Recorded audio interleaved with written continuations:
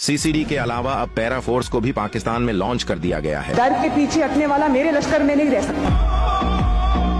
पहले पाकिस्तान के अंदर सीसीडी को लॉन्च किया गया था, मगर कल एक नई फोर्स पैरा को लॉन्च कर दिया गया है। पैरा का मकसद मुनाफाखोर दुकानदारों को सुलाखों के पीछे पहुंचाना है।